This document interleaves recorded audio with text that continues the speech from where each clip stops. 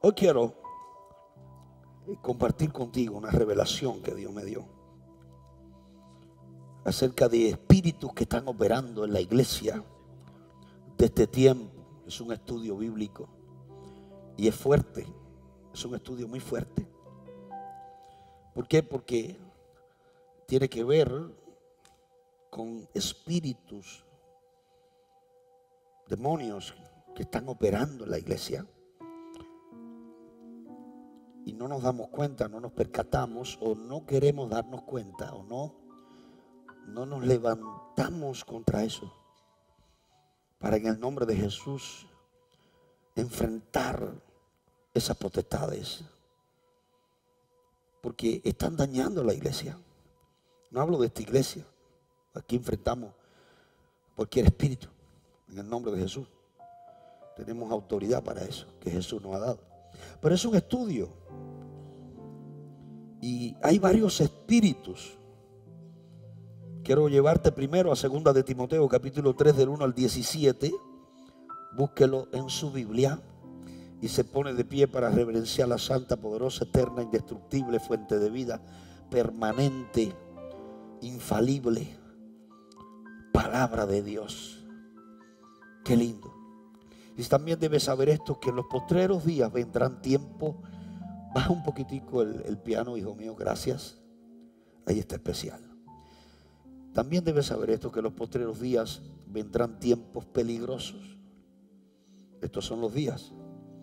Porque habrá hombres amadores de sí mismos, avaros, vanagloriosos, soberbios, blasfemos, desobedientes a los padres, ingratos, impíos, sin afecto natural, implacables, calumniadores, intemperantes, crueles, aborrecedores de lo bueno, traidores, impetuosos, infatuados, amadores de los deleites más que de Dios, que tendrán apariencia de piedad, pero negarán la eficacia de ella. A estos evitad, porque de estos son los que se meten en las casas y llevan cautivas a las mujercillas cargadas de pecado, arrastradas por diversas concupiscencias. Estas siempre están aprendiendo y nunca pueden llegar al conocimiento de la verdad.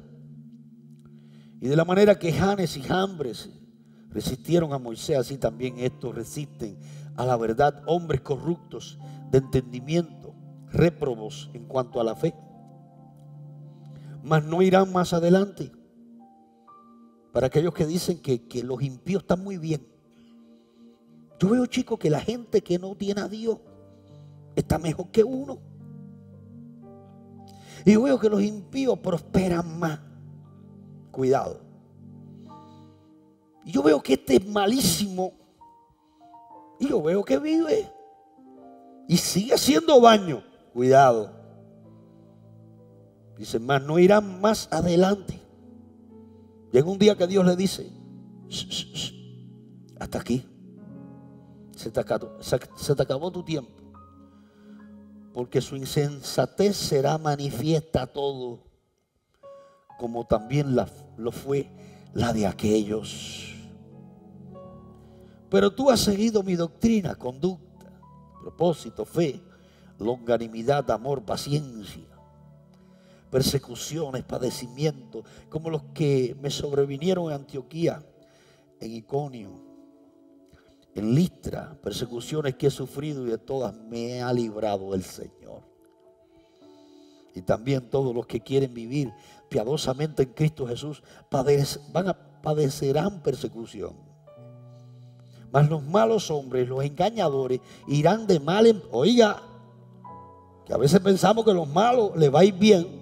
Cuidado, dice, mas los malos hombres y los engañadores irán de mal en peor, engañando, pero también siendo engañados.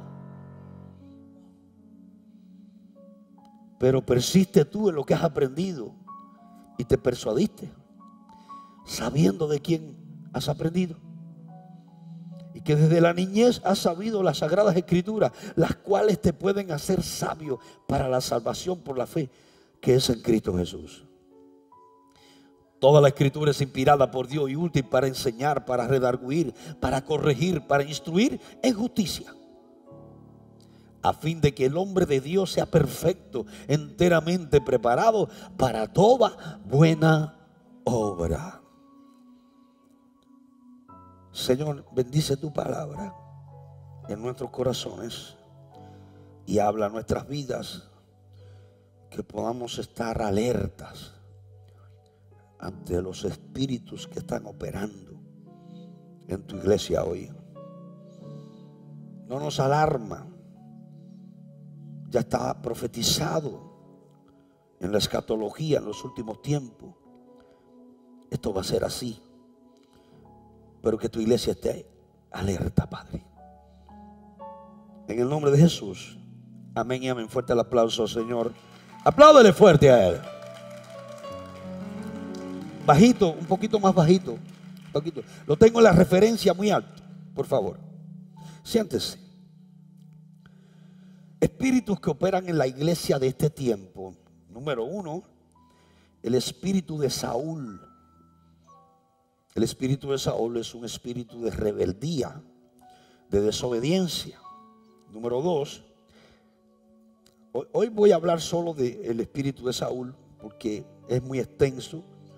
Cada uno son temas para abordarlo en varios miércoles.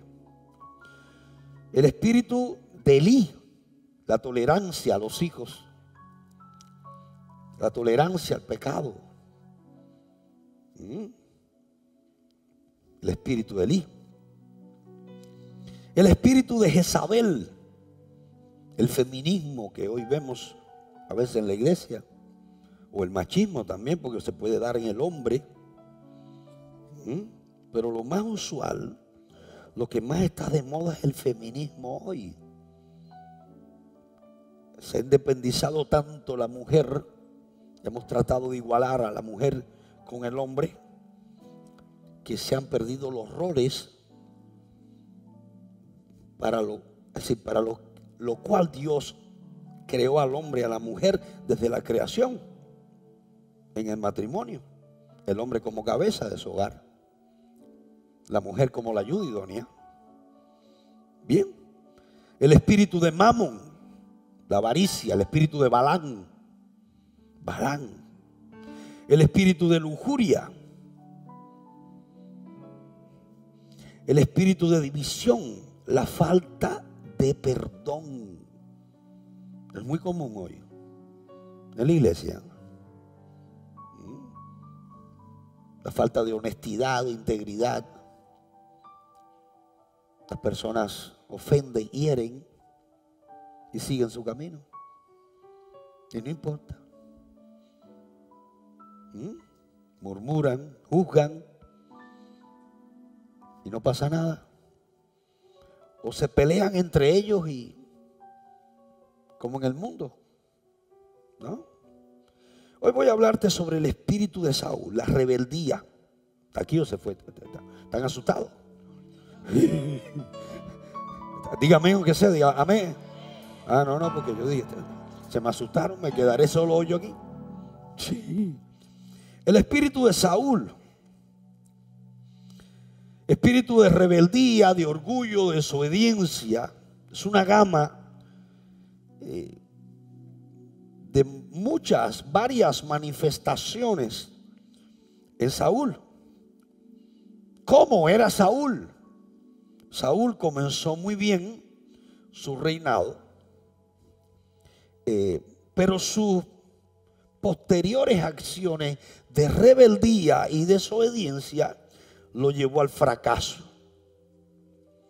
Hubo una ruptura entre Dios y Saúl.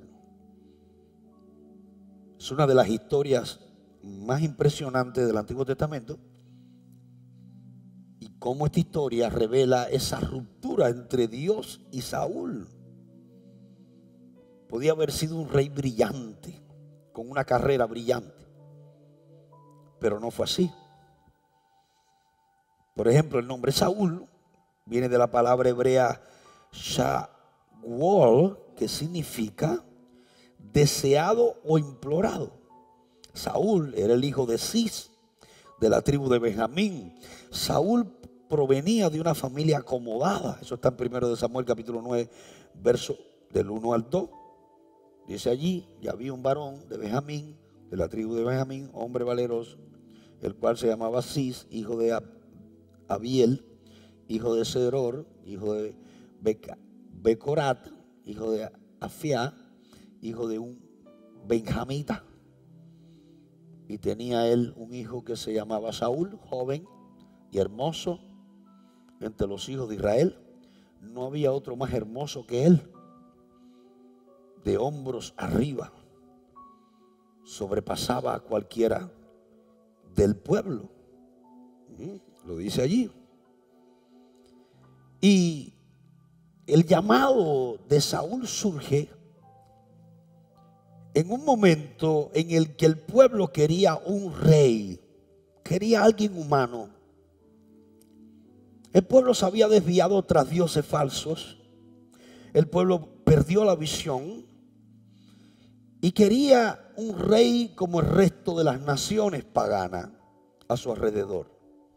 Queremos un rey como las naciones. Le pidieron un rey a Samuel. Samuel no estaba de acuerdo, Dios tampoco. Pero Dios le dice a Samuel: si ellos quieren un rey humano, pues que prueben un rey humano. Yo quiero ser su rey. Pero si ellos quieren un rey humano, pues que prueben un rey humano. Y Dios eligió a Saúl. Esto está en 1 Samuel capítulo 8, del 6 al 8. Dios le dijo a Samuel que ungiera a Saúl. Y así como el pueblo había pedido, Dios le concede un rey y le dice: prueben un rey humano. Por lo tanto, la tarea de Samuel fue nombrar un rey para que fuese como el resto de las naciones. 1 Samuel capítulo 10, del 17 al 24.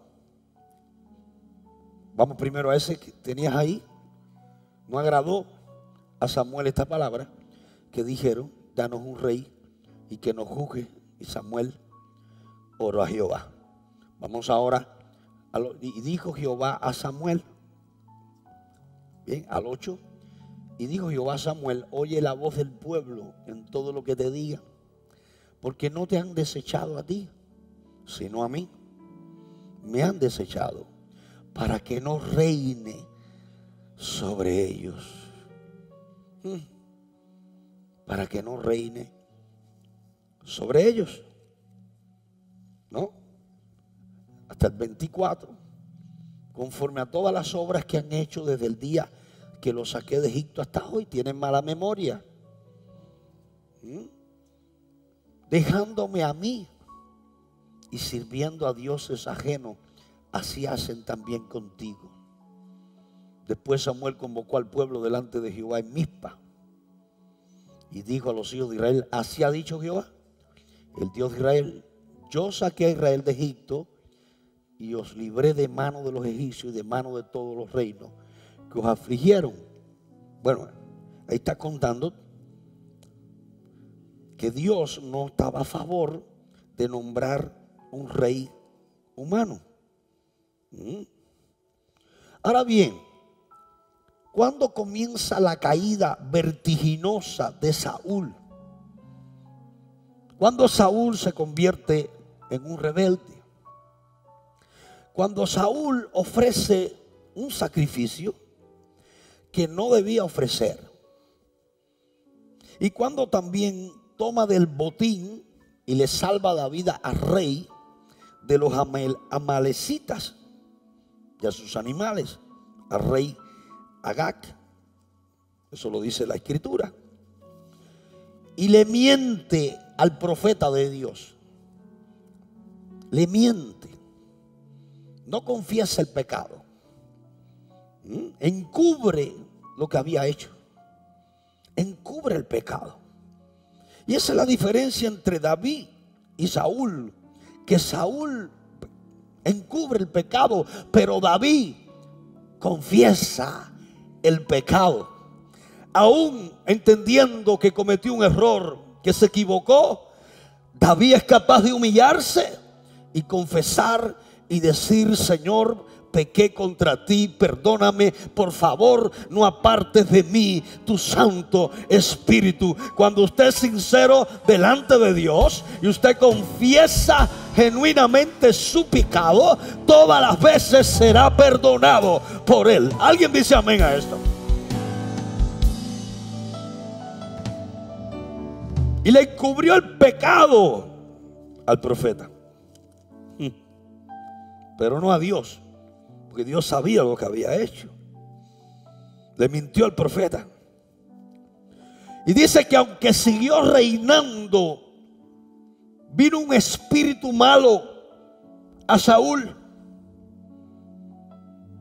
Un espíritu malo se apoderó de él por su rebeldía, por su desobediencia, por ofrecer aquel sacrificio. Él no era un sacerdote para ofrecer sacrificio. Él era un rey. Él debía esperar a Samuel, que sí era un sacerdote y era profeta. Samuel podía ofrecer sacrificio, pero Saúl, que había perdido la visión espiritual. Cuando perdemos la visión espiritual, todo lo vamos a ver naturalmente, todo lo vamos a ver humanamente. Cuando la rebeldía se apodera de nosotros, todo lo vamos a ver carnalmente, bajo nuestras ambiciones, bajo nuestro orgullo. ¿Y qué dice? Que ofreció sacrificio, y llegó Samuel y le dijo: el pueblo desertaba y había que ofrecerlo para ir a la batalla. Y Samuel le dijo: mal has hecho, porque Dios lo mismo gana una batalla con un ejército que con dos hombres, hasta que no tienen ni que mandarlos allá. Dios los puede cegar a todos y ponértelos delante. ¿Alguien me está entendiendo, iglesia?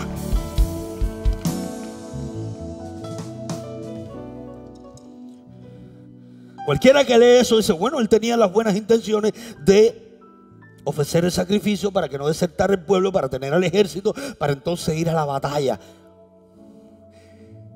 En el reino de Dios no se actúa ni se vive por buenas intenciones, ni por sentimientos, ni por emociones. Se actúa y se vive en obedecer a Dios en todo lo que Dios nos pide, en lo que es su voluntad. Aunque usted crea, no entienda nada, haga lo que Dios dice, porque Él sabe lo que está haciendo. ¿Alguien me está entendiendo, iglesia? Y tal vez usted no entiende nada al momento, pero después verás la gloria de Dios si eres obediente a Él. Vamos acá. La obediencia no puede ser dada por sentimiento. No puedo. La obediencia es incondicional. La obediencia no está dada a sentimientos, emociones y a quedar bien con la gente, a recibir elogios de la gente y quedar bien, o tener una falsa compasión de la gente. Saúl no tenía ninguna compasión. Lo que quería era el botín.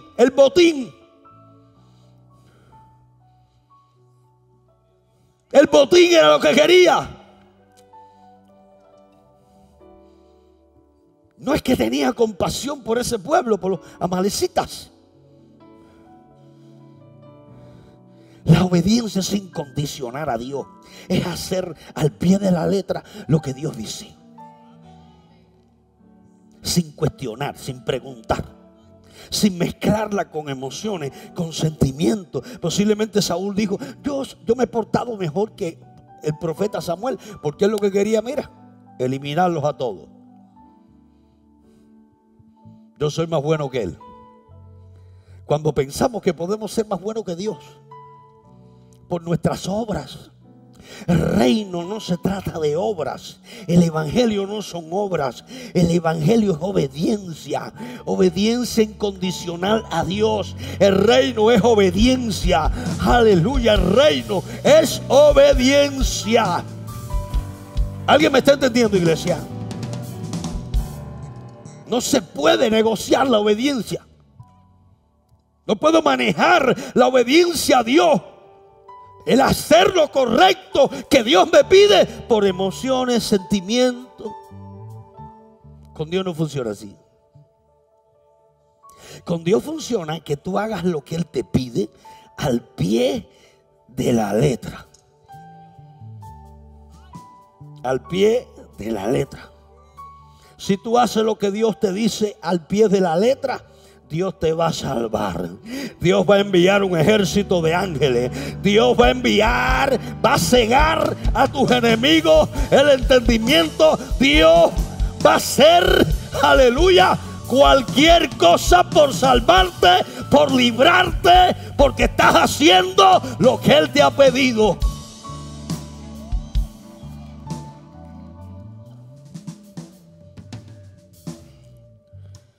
Y lo contrario a la obediencia es la rebeldía.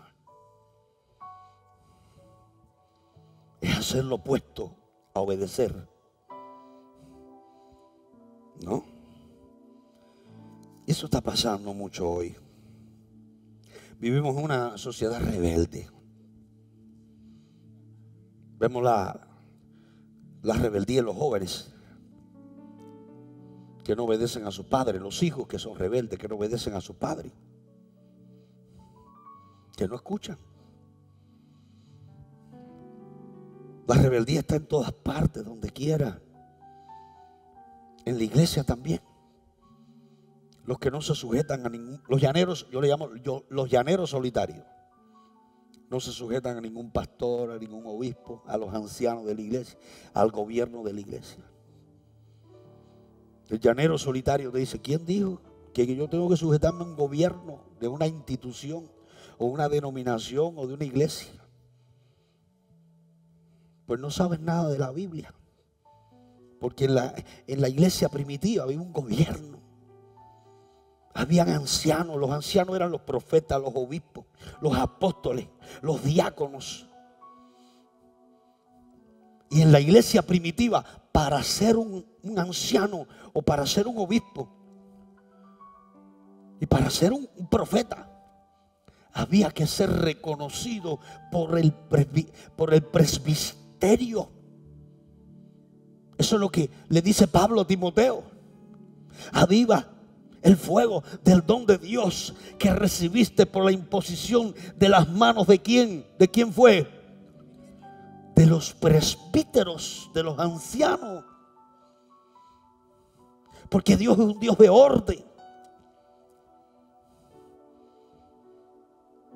Dios es un Dios de orden. No es que yo no tengo que sujetarme a nadie. Yo puedo andar por... No, estás mal.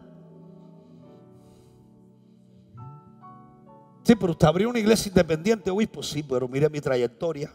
Yo vengo de Cuba, de haber pastoreado años, 20 y pico de años en Cuba, haber sido reconocido, haber estudiado en una universidad 4 años de mi vida, haberme graduado, haber dado testimonio de los 17 años, de tener un llamado al pastorado y un testimonio ante la iglesia.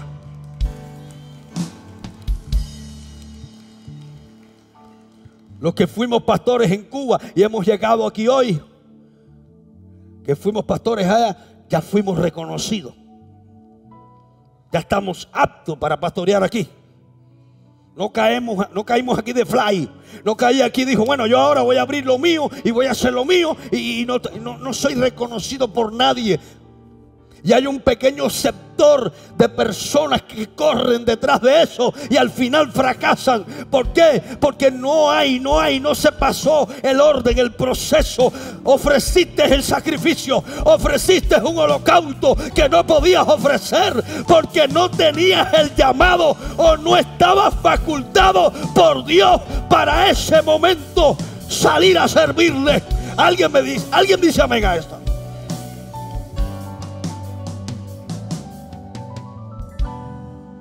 Todo tiene un tiempo. Por eso Pablo dice que los neófitos se envanecen. Dice: no pongan los neófitos, porque los neófitos se envanecen. Dios no usa a los neófitos. Dios usa a los que Él ha entrenado ya, a los que han demostrado su fe con su testimonio, con su vida, con su perseverancia, con su fidelidad, con su sacrificio, sirviendo a Dios, aprendiendo, creciendo, desarrollándose, fortaleciéndose. Dios no usa a cualquiera, Dios usa a hombres y mujeres entrenados, capacitados por Él para toda buena obra. ¿Alguien me está entendiendo esta noche, iglesia?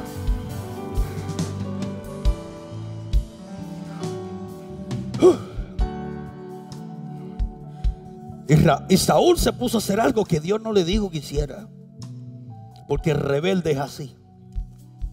El rebelde solamente se escucha a él mismo, lo que él piensa, lo que él cree, o lo que dicen en las redes sociales, o lo que dicen las amigas o los amigos, o lo que dice la gente que está a su alrededor, o lo que ninguno le dice que le debe decir.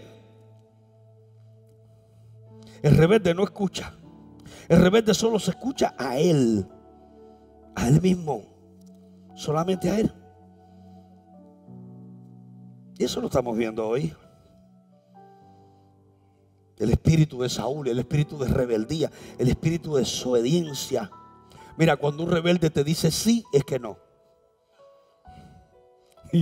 Yo los tengo, me dice, obispo, van a mi oficina, obispo, esto es un pacto, esto es algo que queda aquí.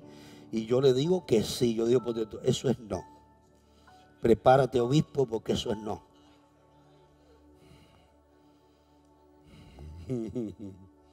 Porque el rebelde al final hace lo que quiere, lo que siente, lo que su orgullo lo mueve a hacer. Se inventa él mismo una palabra que Dios me habló, Dios me dijo. Esa es la modalidad. Dios me dijo, Dios me dijo, Dios me dijo. Cuando fracasan, se sabe que Dios no le habló. Se sabe que Dios no le dijo nada. Porque cuando Dios habla, mire, cuando Dios dice algo, eso tiene un poder, eso tiene una autoridad, eso tiene algo, un peso de responsabilidad tan grande, que cuando Dios habla y dice que va a hacer algo contigo, a no ser que, vaya, a que tú te apartes, Dios lo va a hacer. Dios va a cumplir la palabra que Él empeña. Dios cumple la palabra que Él empeña. Dios cumple su palabra.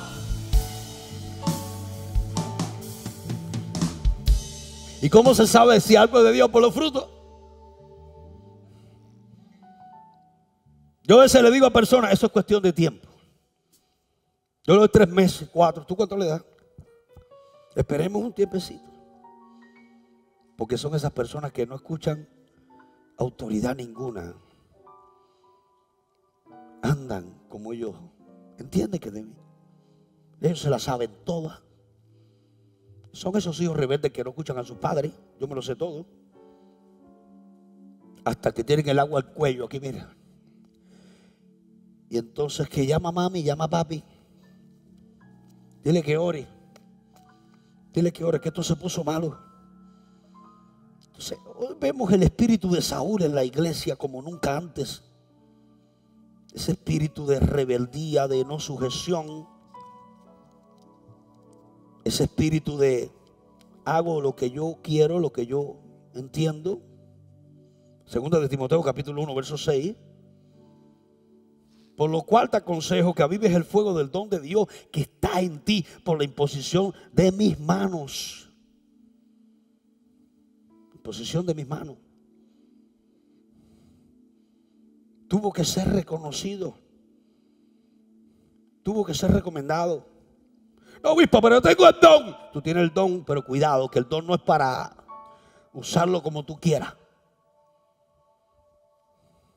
No abuses del don. Dígale que está a su lado. No abuses del don.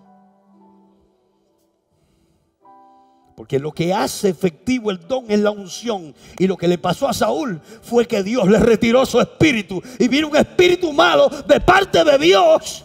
No es que en Dios haya algo malo, sino que Dios le dijo un espíritu malo, entra en él.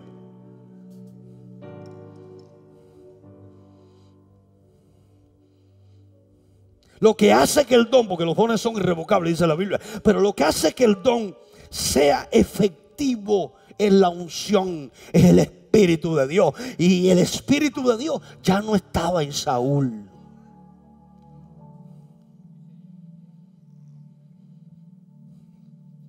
vino otro espíritu. Hay 3 lecciones que podemos aprender de la vida de Saúl. Número 1, en primer lugar, obedecer al Señor y hacer su voluntad incondicionalmente.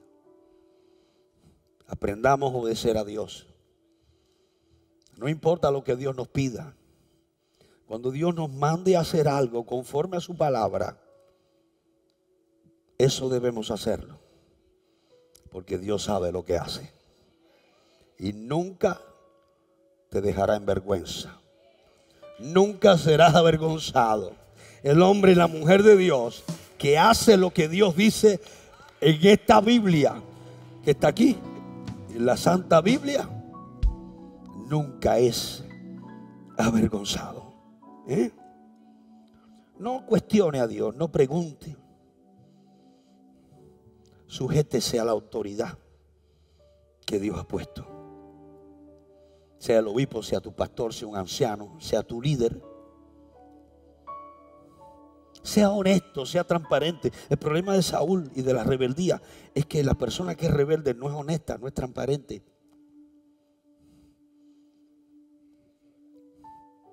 Anda detrás del botín, de la gloria, del reconocimiento. Anda buscando lo suyo, juega sucio. Juega sucio. Hace marañas, vive arañando a ver qué saca. Nunca hace lo honesto, nunca hace lo correcto.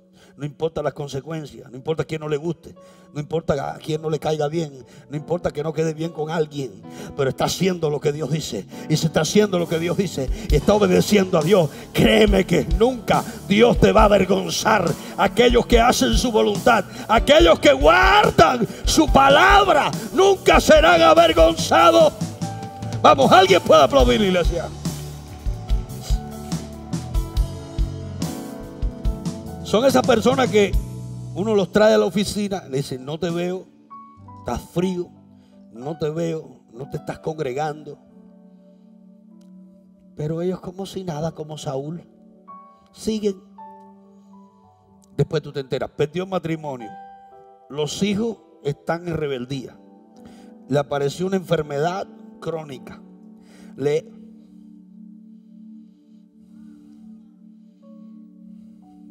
porque ese es el espíritu de Saúl. Y el espíritu de Saúl lo más que puede traer es enfermedad. La rebeldía enferma el alma, el espíritu. La rebeldía te enferma, te daña. La rebeldía trae maldiciones a nuestras vidas. El pecado del hombre fue la rebeldía.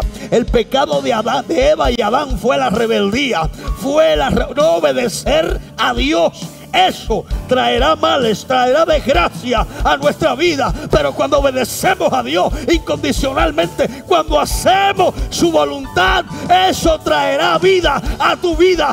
Eso traerá bendiciones abundantes. ¿Alguien puede aplaudir, iglesia?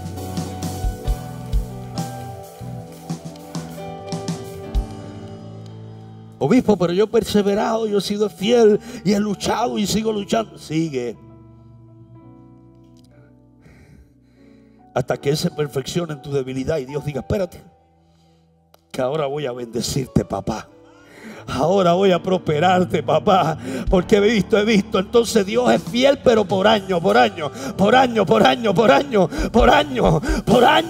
Dios pacta contigo por año. Tú ves la fructificación de Dios por año. Y la gente dice: ¿y qué es lo que Él tiene? Ay, es la bendición de Dios que está en su vida.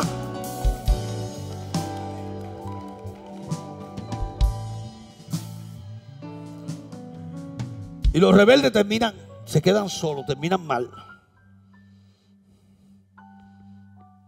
Dice que los rebeldes caen. Dice que antes de la caída viene la soberbia. Viene la altivez de espíritu. Cuando ya tú dices: soy yo Saúl. Y no eres tú, Señor. Eres tú, Señor. Dale un aplauso, Señor.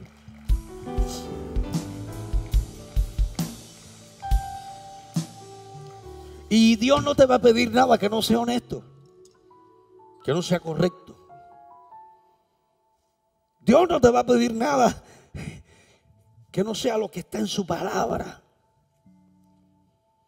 lo que está correcto moralmente, éticamente.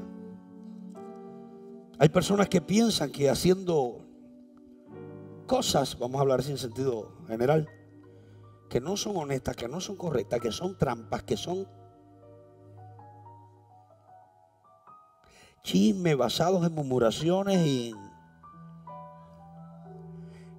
van a prosperar. Y todo lo que el cimiento de todo lo que usted haga en el reino, que esté basado en cosas que no son honestas, no son correctas, el cimiento no es bueno. No hay transparencia. Dios no puede bendecir algo que no es transparente, que no es correcto, que no es honesto. No importa cómo tú me lo pintes con la Biblia, no importa los versículos que tú uses, no importa todas las profecías que tú me des, si lo que tú me estás diciendo no es correcto, no es honesto, no es de Dios.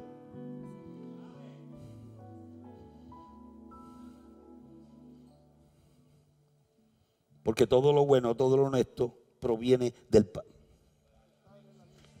Lo repito, todo lo bueno, todo lo honesto, todo lo de buen nombre proviene ¿de dónde? Del Padre de las luces.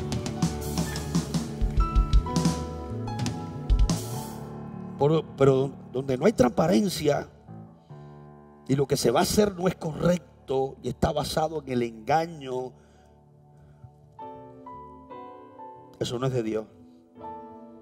Eso no va a prosperar. No lo haga porque no va a prosperar. ¿Alguien me está entendiendo?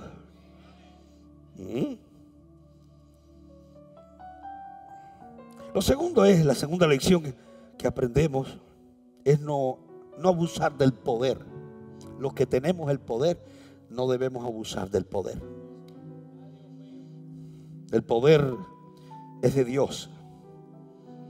Es para que tú lo administres, es para que tú lo uses, pero no para que abuses del poder. Dios no nos ha llamado a abusar del poder. El poder es para servir a Dios y al pueblo. No para tú sentirte que tú eres poderoso, ¿no? Alguien dijo, si quieres conocer a un hombre, dale poder. El poder lo va a medir.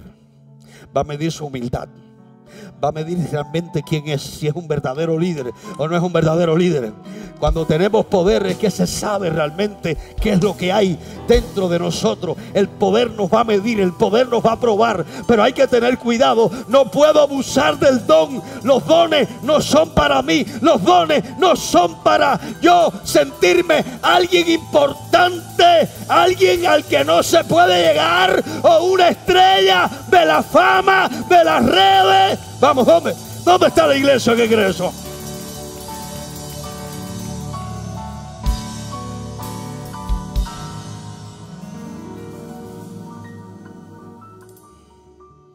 Y no hay duda de que Saúl abusó del poder que Dios le había confiado. A menudo el orgullo entra en nuestros corazones. Hay que tener cuidado con los que tenemos poder. Porque el poder es para bendecir al pueblo.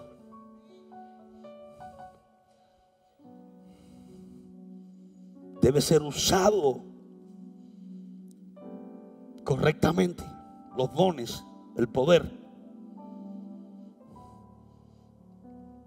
No puedo, porque tengo el poder, que haya que tratarme ahora entonces de una manera diferente y convertirme en una estrella, en alguien que está allá, más allá.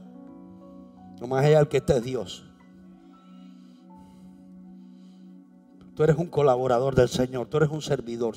Somos servidores. Dígale que está a su lado, eres un servidor. Pero aunque tú seas apóstol, seas obispo, seas profeta, seas querubín, seas lo que sea, tú estás llamado a servir a Dios y al pueblo que está aquí. Y Dios manda que ese servicio sea no teniendo más acto concepto del que se debe tener.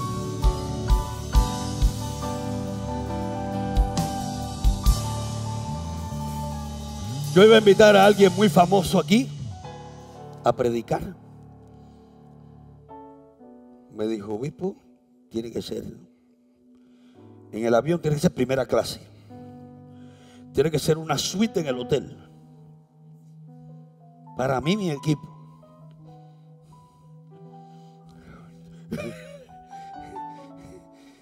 Tiene que ponernos un carro a disposición, rentado, para nosotros movernos. Tiene que ponernos seguridad.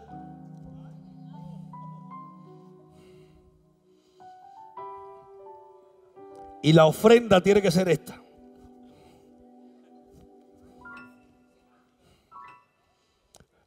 Eran tantos ceros que por poco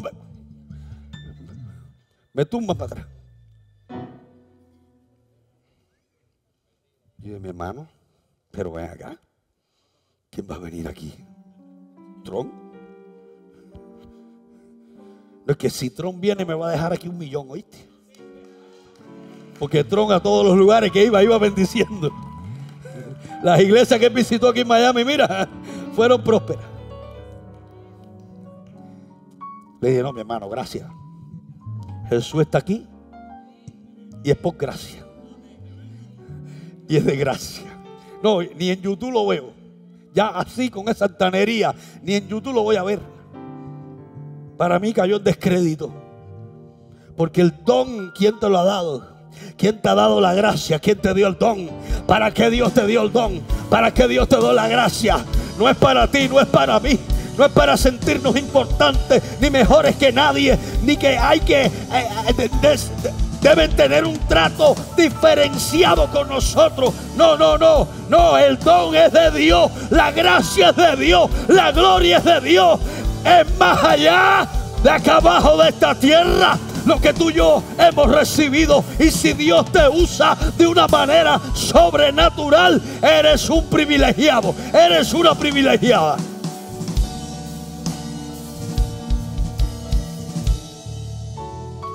Estoy de acuerdo que hay que tratarte bien, ser hospedador, atenderte, pero no esa exageración que no se debe ver en la iglesia. Y hoy se ve mucho eso en la iglesia. Las estrellas de Hollywood, del evangelio. Y aprendamos esto para no caer en esto. Porque después van a decir, Betancourt dijo eso, pero mira cómo está, da igual. Tenemos que aprender que toda la gloria y todo lo que somos se lo debemos al Señor. Y es por la gracia de Dios. Dale un aplauso al Señor. Y la gente cree que llegar a esta posición, a este nivel, esto es, óigame, que bien vive. Qué vida se da. No. En esta posición es cuando más que hay que orar. Porque el diablo te odia, el diablo te quiere tumbar, el diablo anda detrás de ti. Y tú crees que no, pero Satanás anda detrás de ti. A ver cómo te tumba, a ver cómo te tumba, cómo te baja de arriba.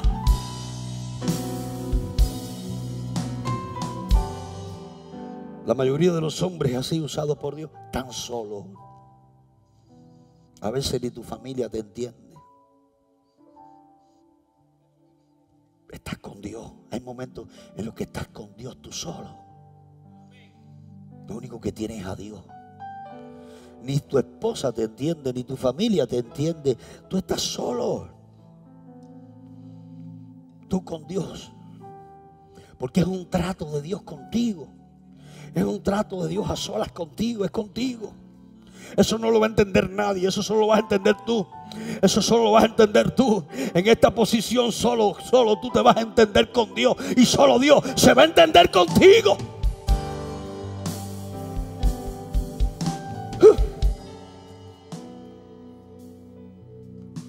Porque esta posición es más sacrificio, más esfuerzo, más ayuno, más hay que estudiar, más hay que prepararse. La demanda es mayor, más, hay que dar más.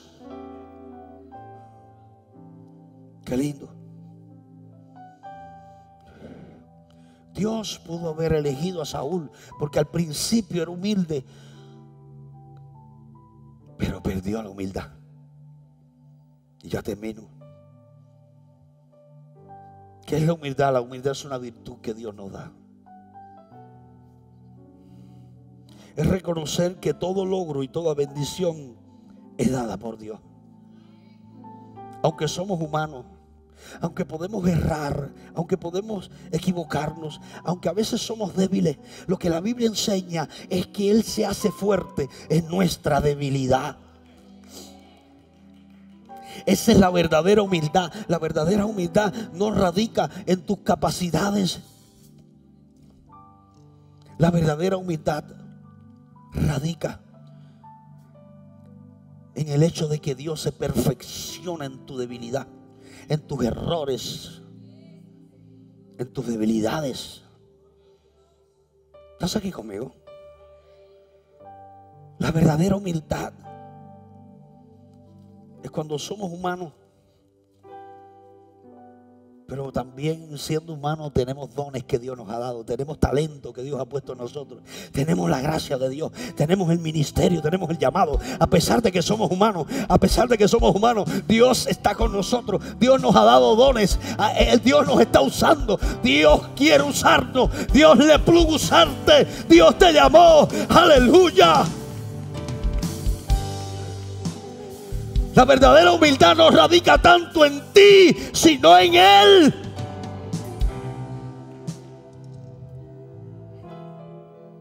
Qué lindo. Dios te da talentos. Esa es la verdadera humildad. Una falsa humildad. ¿Por qué es una falsa humildad?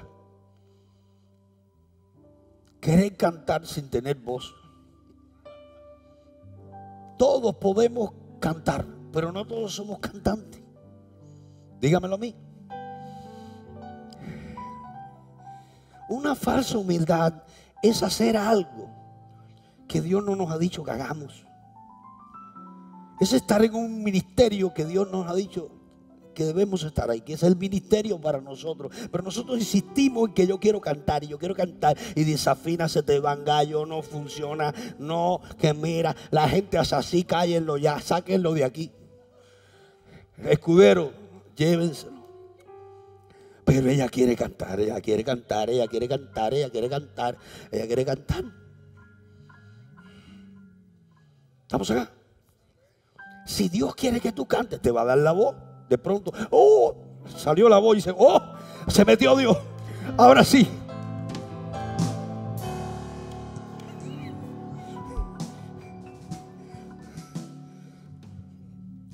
Mire, porque todos estemos llamados a predicar el evangelio, no quiere decir que somos predicadores todos. Todos estamos llamados a predicar el evangelio. Un predicador de la palabra es el que tiene el don de la palabra. ¿Estás aquí conmigo? Y la verdadera humildad es esa, saber tus posibilidades, tus virtudes, tus defectos, en qué eres bueno, y en eso que eres bueno, que Dios te ha dado dones y te ha capacitado, dar lo mejor. ¿Estás aquí conmigo? ¿Entiendes lo que digo? ¿Alguien le da un aplauso, Señor? Ya me voy.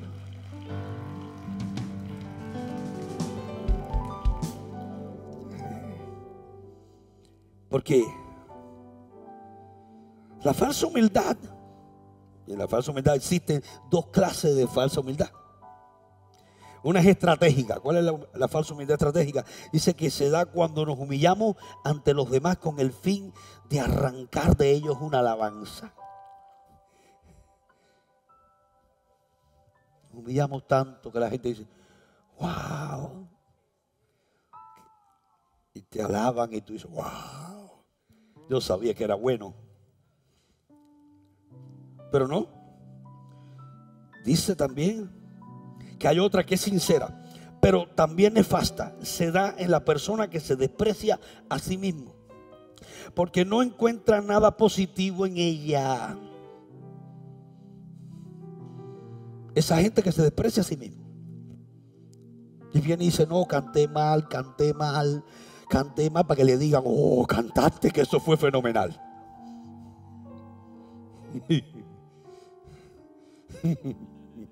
Sí. Y se baja de aquí. Ay, no, yo canté mal. Lo que quiere es que la gente vaya atrás de ella para que le diga: oye, qué bien cantaste, fue tremendo. Ay, yo sabía que había cantado bien, pero tú sabes.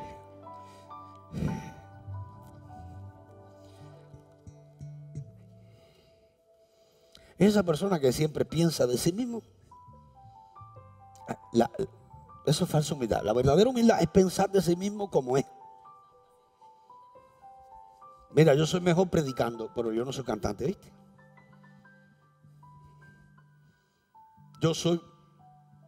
Yo enseño, pero no soy un maestro como Moisés, Eso es humildad. ¿Aló? Pero si yo digo: no, yo canto también. A ver, Jesucín, mira a ver ahí la nota, ¿cómo estoy? Y Jesucín dice: Dios mío. Jesucín dice: quítemelo de adelante.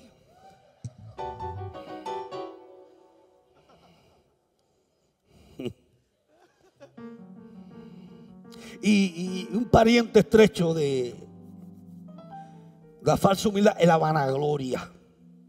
La persona que cuando habla de sí misma se denigra, se desacredita.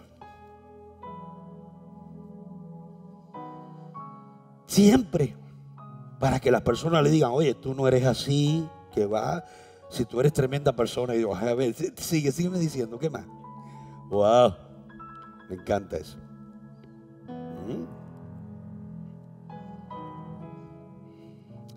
Ser humildes de verdad es vivir sin buscar el aprecio de los demás, el reconocimiento, ni la fama, ni los elogios.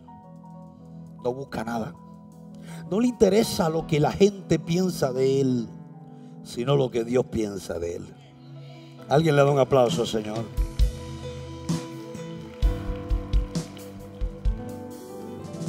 Amén. Y termino con la Biblia, que nos demuestra lo que es la verdadera humildad, honestidad como cristiano, como hijo de Dios. En 1 de Pedro capítulo 5, del 2 al 10. Y termino con esto: evitemos el espíritu de Saúl en nuestras vidas, lleno de desobediencia, de orgullo, de rebeldía, de no sujetarnos a la autoridad que Dios ha puesto. A veces pensamos que son pequeños detalles, decirle que no al obispo, aunque él te diga algo, o a tu pastor o a tu líder. Cuando doy la vuelta hago otra cosa, pero tienes el espíritu de Saúl dentro. ¿Cómo terminó Saúl? Saúl fue desechado. Obispo, y en la gracia Dios puede desechar a alguien. Claro, si mató a Ananí y Zafira por mentirle al Espíritu Santo. ¿Aló? Saúl fue desechado por su rebeldía. Y a veces somos rebeldes sin darnos cuenta. Tal vez no lo expresamos, pero con nuestras acciones. Cuando un líder nos dice algo, pero nosotros hacemos otra cosa, no aceptamos la autoridad de Dios, no aceptamos que alguien nos enseñe, no nos sujetamos. ¿Cómo Dios te va a poner en una posición de autoridad si tú no te sujetas a la autoridad? ¿Cómo Dios te va a poner a ejercer autoridad? Vas a abusar de la autoridad. Dios no puede poner a nadie que abuse de la autoridad en autoridad. Para Dios ponerte en autoridad, primero Dios te enseña a sujetarte a la autoridad. ¿Estás aquí conmigo? Antes de ser jefe hay que ser súbdito. ¿Aló? Termino con esta palabra. Póngase de pie. Dice: apacentar la grey de Dios que está entre vosotros. Y no está hablando de los pastores nada más. Está hablando de toda la iglesia. ¿Oyó? Dice: apacentar la grey de Dios que está entre vosotros. Somos responsables de la grey de Dios y de las ovejas. Toda persona que desviamos del evangelio, toda persona que confundimos, toda persona que nos llevamos de una iglesia para después dejarla por ahí botada a la deriva, somos responsables por esas almas. ¿Oyó? Mira, este estudio ha tenido pocos amén, Dios mío. Nadie se ha levantado, nadie ha dicho gloria a Dios, nadie ha aplaudido. Padre, he tenido que pedir el aplauso. Mire, cuidando de ella, no por fuerza. Aquí no se puede hacer nada por fuerza. El que no quiere servir, hay que decirle, siéntate. Sin fuerza, ni entrar en una controversia. Oye, te voy a dar 3 oportunidades, entonces la tercera, porque te voy a llamar aquí, porque no, si hermano, siéntate. Esto no es por fuerza, sino voluntaria, diga conmigo, sino voluntariamente. No por ganancias deshonestas, sino con ánimo pronto. Pasión.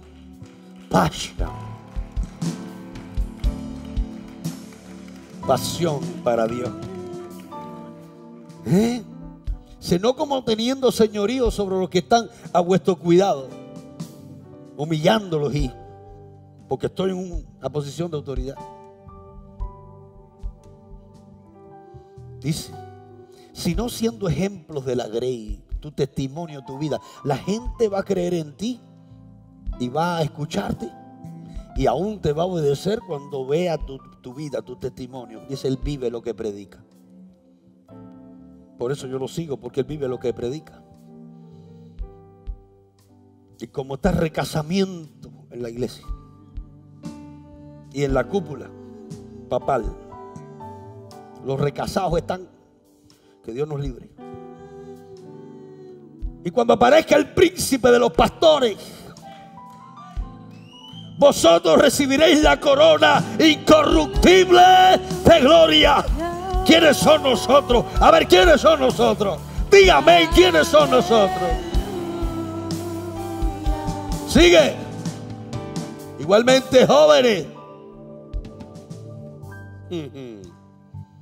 está sujeto a los ancianos y todos sumisos unos a otros,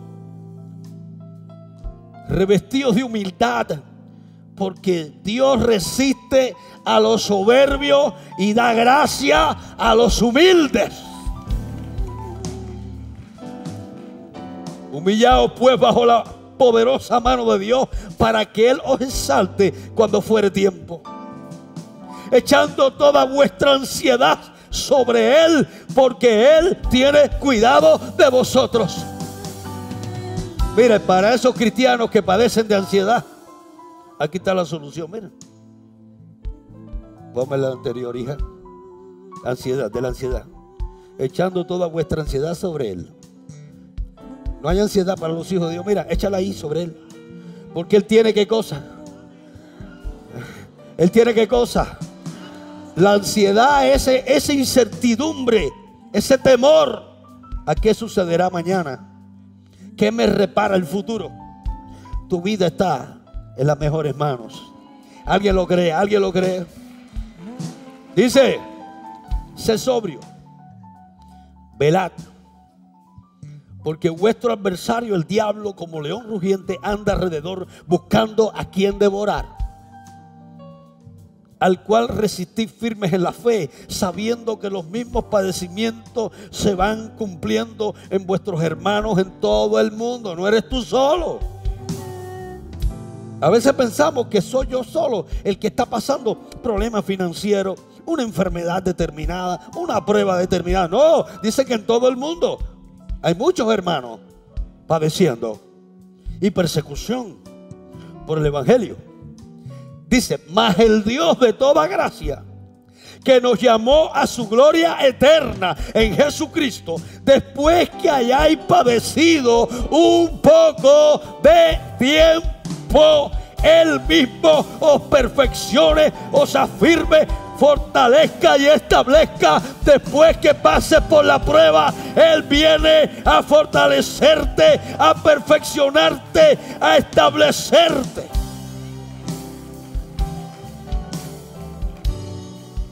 Y dice por poco tiempo. Dice que tu prueba es por poco tiempo.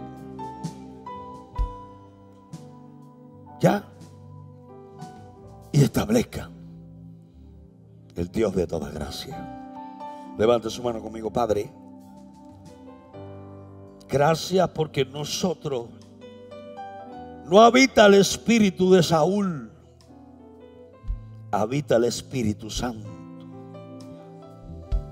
el Espíritu de verdad, el Espíritu Santo que nos ha dado frutos de ser hijos de Dios. El fruto de tu espíritu, de Gálatas 5:22, es el que está en nosotros. No el espíritu de rebeldía de Saúl, de desobediencia, de contumacia, sino el espíritu de amor, misericordia, compasión, santidad, consagración.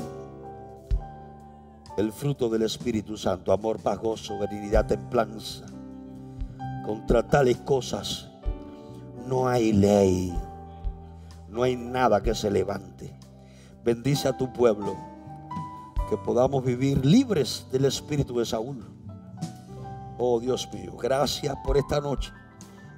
Llévanos a tu pueblo a sus hogares y cuida nuestro descanso. Renueva nuestra fuerza para continuar la carrera de la fe y de la vida. En el nombre de Jesús, amén, amén. Saluda a tu hermano. Dios te bendiga.